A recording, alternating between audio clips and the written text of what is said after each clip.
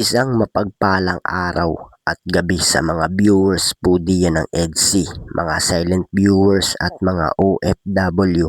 Mega love shoutout po muli sa inyong lahat. At kumusta po kayo? So yun, ngayon nga po ay may bago na naman tayong pag-uusapan at tatalakayin patungkol nga po dito sa EDC natin.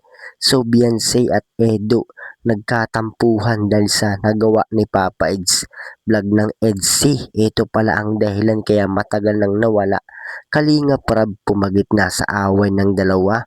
So yan po yung ating pag-uusapan at tatalakayin ngayong gabi mga kalingap. Pero bago po yan, kung bago ka pa lang sa aking munting YouTube channel, palike, share, and subscribe na rin po at pakipindot na rin po ng notification bell para lagi po kayong updated sa aking mga video.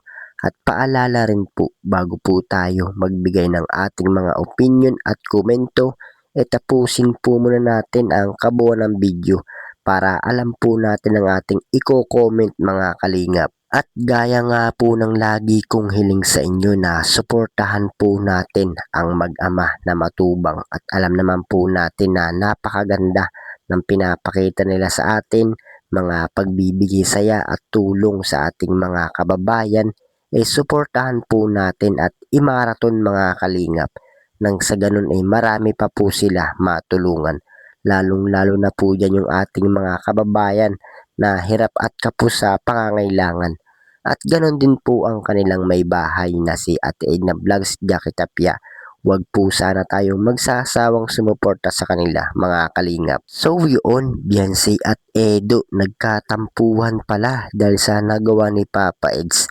At ito pala ang dahilan kaya wala ang vlogs ng EDC. Kalingap Rab pumagit na sa away ng dalawa. So yan po yung ating tatalakayin at pag-uusapan ngayong gabi mga kalingap. Pero bago po yan, sa kabilang dako muna tayo mga kalingap. Pag-usapan po muna natin ang EDC at sa kabila ng kanilang pinapakitang love story. So gaano nga ba ka-sweet etong EDC natin pagdating sa love o sa kanilang relasyon? So alam naman natin at marami din ang nagsasabi na pakitang tao daw etong EDC pagdating sa vlog at sinasabi nila na scripted daw. So para sa akin mga kalingap alam naman natin sa pinapakita nila ganoon din naman po sila pagdating sa personal. Pero gaya nga po ng sinabi ni Kalingap Rab noon na pagdating nga po sa ganyang katanungan o ganyang bagay sa EDC, pagdating nga po sa personal mga kalingap, nag-uusap naman po sila. Sinasabi ng EDC na nagkakausap naman daw po sila pagdating sa cellphone or text tawag. Nag-uusap naman po sila mga kalingap at pagdating naman po sa personal problem, inaayos agad nga po nilang dalawa. So talagang masasabi natin na bagay po talaga etong EDC pagdating sa love life at relasyon. At tama po yung sinasabi ng mga viewers na bagay sila. So bakit daw hindi na lang sila magkatuluyan mga kalingap? Pero mga kalingap, pinapakita naman po ng EDC at nakikita naman po natin sa kanila na talagang seryoso sila sa isa't isa.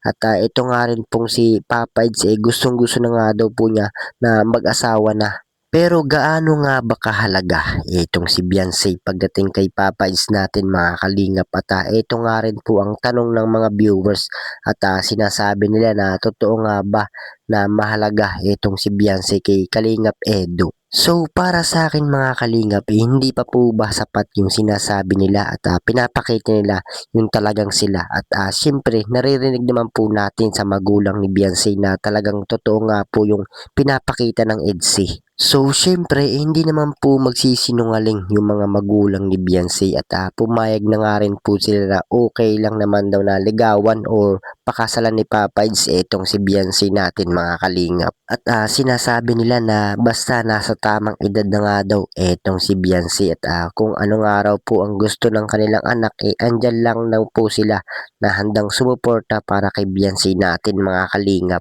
Pero ngayon alam na natin na nasa tamang edad na nga rin po etong si Beyonce. So mas lalong nagbigay ng perma etong magulang ni Beyonce kay Papa Eds at talagang pumayag na sila.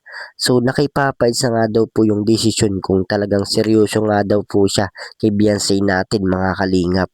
So kayo po, yung mga solid viewers po diyan ng EDSI, ano po yung masasabi nyo patungkol nga po sa relasyon ng dalawa?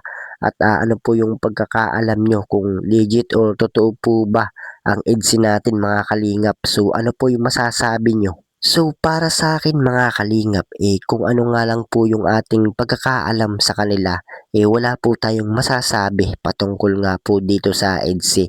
At syempre, isa lang naman po tayong viewers at sumusuporta lamang sa kanila, 'di ba? Kaya lagi ko nga rin pong hiling sa inyo na suportahan po natin at imaraton ang EDSI. At alam naman po natin yung mga pinapakita nila na talagang nakakapagbigay ng saya at kilig sa atin, lalong-lalo na nga po dyan sa mga solid viewers ng EDSI. Talagang inaabangan pa po nila mga kalingap. So wag po sana tayong magsasawang sumuporta sa kanila mga kalingap. At so yun, balik na nga po tayo dito sa ating topic ngayong gabi patungkol nga po dito sa EDSI natin. At ito po pala ang dahilan kaya matagal nating hindi nakita ang EDSI dahil na may tampuhan daw etong si Biancy at Edo. At Kalingap Prab pumagitna sa away ng EDSI natin mga kalingap. So ano po kaya ang dahilan ng pagkatampuhan ng dalawa? At sinasabi nila na nag-away daw etong EDSI kaya wala daw vlog. So totoo kaya ang sinasabi nila patungkol sa lagi nating minamaraton mga kalingap? So alam naman natin na pagdating sa ganyang problema ng EDSI, hindi po agad nila pinapatagal at inaayos din po agad nila mga kalingap. So isa nga din po ito upang hindi mabash nga po etong EDSI natin mga kalingap. At alam naman po natin na kahit konting pagkakamali ng EDSI, lalong-lalo na nga po dyan si Beyonce, talagang nakikita agad nila yung mali ng ginawa ng tao. At grabe agad po yung masasabi nila patungkol nga po dito kay Beyonce mga kalingap. So, syempre, hindi lamang po nila pinapakita pagdating sa personal problem ng EDSI at iwas pang babas nga po ito mga kalingap. Pero mga kalingap, talagang nakakabilib po itong EDSI natin. At maging si Kalingap Prab ay humanga kay Biancy at Edo. Pagdating nga po sa ganyang problema, talagang inaayos agad ng EDSI kung meron daw po silang hindi pagkakaunawaan. So sa part na nga po ito mga kalingap, tama po talaga yung ating sinasabi patungkol sa EDSI natin na talagang bagay na bagay po talaga sila. Hindi lamang po sa love team, kumbaga bagay na bagay po talaga sila na magkatuluyan, 'di ba?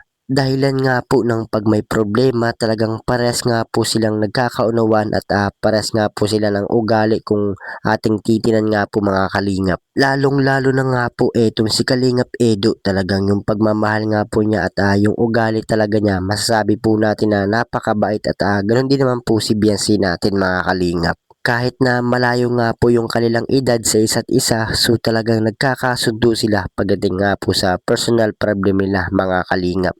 So yun lamang po, maraming salamat hanggang sa muli mga kalingap.